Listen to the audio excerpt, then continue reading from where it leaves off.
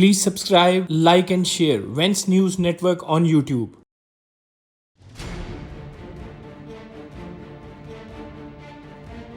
So are really Indians safe in Canada? Or in other words, if I can say, are really Indian students are safe in Canada? The killing of 20-year-old Shivank Avasthi is raising so many questions on Canadian authorities as well as safety and security of Indian students and Indian diaspora staying in Canada. Shivank Avasthi, an Indian origin student, 20-year-old boy who was pursuing his PhD in Toronto University, he was shot to death in a broad daylight in a public place. So that raises so many questions. He's a bright student and in fact pursuing his PhD. If some student is pursuing his PhD, he is not a normal student. He turned out to be an asset just because after masters reaching to PhD and even on the foreign land, it's not a normal thing. So Shivank and killing of Shivank is not a normal thing. Was he being on the target? Was he being killed just because he was an Indian student? What is the reason behind this? Though Toronto police, a regular statement has issued that the homicide case has been registered and in fact the investigation is on and the killer was managed to flee from the spot immediately after killing him and they are searching the suspect. They have also released the helpline number if anybody having any kind of information so they can contact the Toronto police and his identity, his or her in fact identity will remain hidden. But the big question arises that are really Indians are safe and what the Toronto and even the Canada police and administration and government is doing for them, for making them safe. Is the land really safe for the Indian? Just because this is not the first incident. Just few days back, just a week back, Himanshi Khurana, another Indian origin girl, she was killed, she was kidnapped. This incident reported on December 19 when she was kidnapped. Himanshi kidnapped on December 19, 2025 and her body was recovered on the very next day of the kidnapping. That means December 2025, her body recovered. She was killed. Even the police has also identified the suspect in this case, a 32-year-old Muslim boy against whom the police have issued the arrest warrant and in fact he has been charged with the first-degree murder as well. But again, was Himanshi killed just because she was an Indian? Was Shivank killed just because he was an Indian? This is the big question arising here. And even not only this, we'll tell you a third story also, where an innocent Indian was killed who was just a bystander, who was waiting for his bus at a bus stop. And this incident reported in the month of April in 2025. He's also a student, he's also a youngster, Randhawa. He was just waiting for his bus at a bus stand like a bystander when there was a shooting incident reported among two vehicles. A bullet has just crossed his chest, resulting that he was dead on the spot. Another youngster in fact. It was not a revenge killing. It was not a gang war.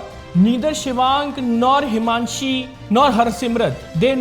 No one has been involved into any kind of gang war. But still they have killed. Why they have killed? This is a big question. What was the reason behind their killing?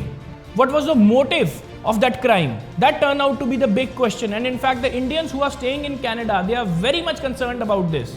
Several questions are being arising on Canadian administration and Canadian government as well as Canadian police also, why they are not able to control such kind of incidents which are specifically targeting Indians. Why this is happening? And even Ministry of External Affairs is also concerned about the incidents. They are in touch with the Canadian authorities and they are also pursuing the case. Yes, the person is of Indian origin, but he happens to be, I understand, Canadian national. So obviously the government of Canada should take responsibility and in this particular matter. But the investigation of Shivank's murder has not reached to any conclusion just because so far the suspect has not been identified. He managed to flee from the spot, which is raising so many questions and concerns about the Indians as well as the questions on Canadian government. So big question is still sustaining. Is Canada a safe land for Indians? Just because this is one of the favorite place, one of the popular place, one of the popular country among the North Indians. Hundreds and thousands of the families has been migrated to Canada, especially from North India. They are holding their businesses, their kids are studying there, even the students have been shifting there for the higher studies. The young couples are taking the PRs in Canada. But these incidents tells another story. The grey area of Canada. Is really Canada a safe place? or not? This is a big question. Indian diaspora is very much concerned about this incident just because this is not the first incident reported. So let's wait and watch that either Canadian police, Canadian government is going to deliver justice in Shivang's death, or this will another story that will be leading to some other incidents where the Indians will again on the target. So let's wait and watch. And this question is still arising, to which only Canadian government can answer. Is Canada safe for Indians? In the last 48 hours, Bangladesh has been a nation of stark contrasts, euphoric celebration on one hand, and renewed grief and anger on the other. The long-awaited return of opposition leader Tariq Rahman after 17 years in exile has electrified the country, while yet another brutal killing of a Hindu citizen has reignited fears over minority safety. We bring you the complete picture. December 25th, 2025, a historic day for the Bangladesh Nationalist Party and its millions of supporters. At Hazrat Shah Jalal International Airport in Dhaka, BNP acting chairman Tariq Rahman stepped off a commercial flight from London, accompanied by his wife Zubaida Rahman and daughter Zaima.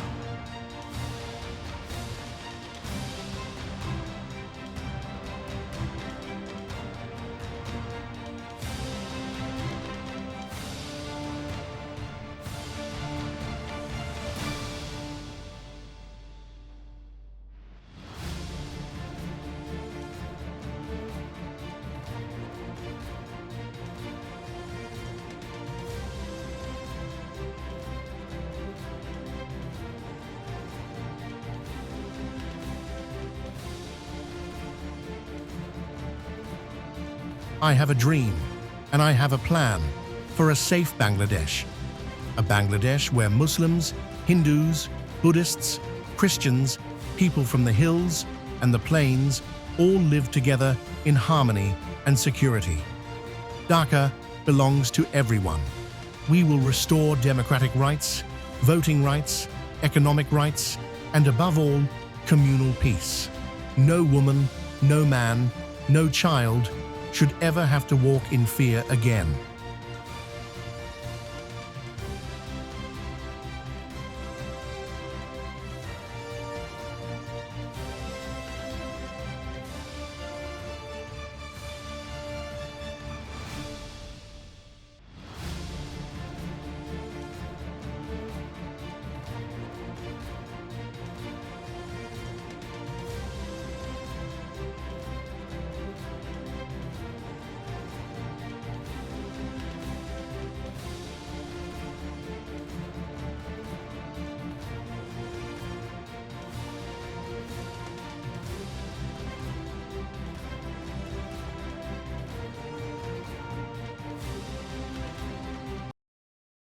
Regarding anti-India rhetoric, you would have seen also in the last several days we have issued a couple of or more than couple of statements.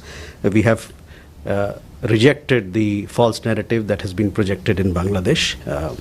You would understand that law and order or security situation or the developments that are happening in Bangladesh is the responsibility of the government of Bangladesh, and to portray a narrative where things go in some other direction is completely false, and we reject that.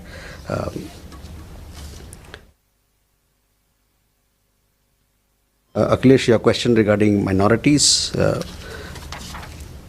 We are all aware of the recent developments in Bangladesh. We have been closely following them, and as far as law and order situation is concerned, I have been apprising you from time to time as to what our position has been or should be and is today.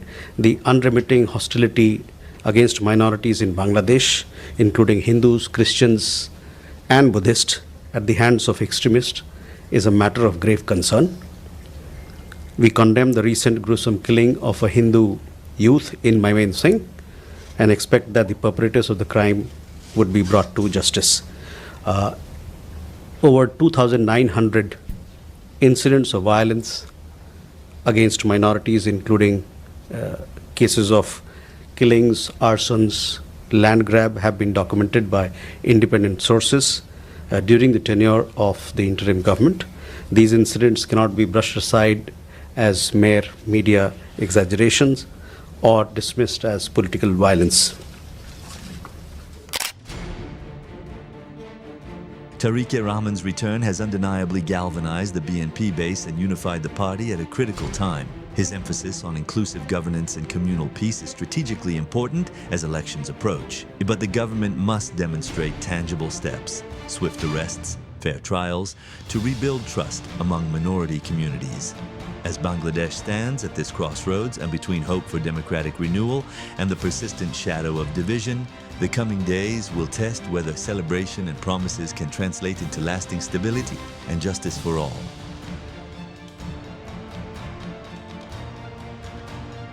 The national capital is once again enveloped in a thick, toxic smog blanket, with air quality plummeting back into the very poor category after a fleeting improvement over Christmas.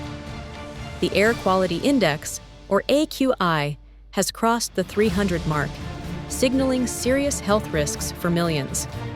Our correspondents are on the ground with the latest developments, expert insights, and what this means for residents as we head into the new year.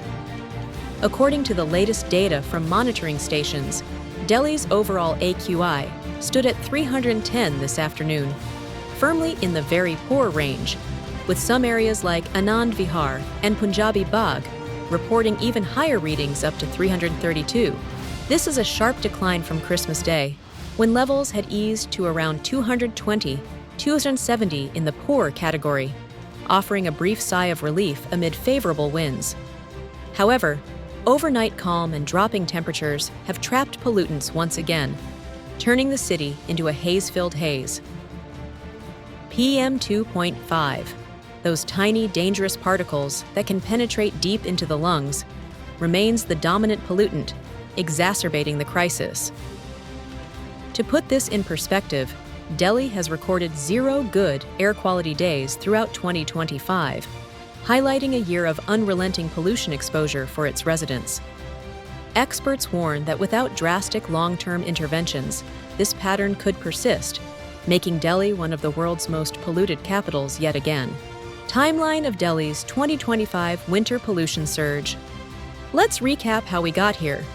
Earlier in December, air quality frequently hit severe levels, with the AQI soaring above 400, peaking at 412 on December 23rd.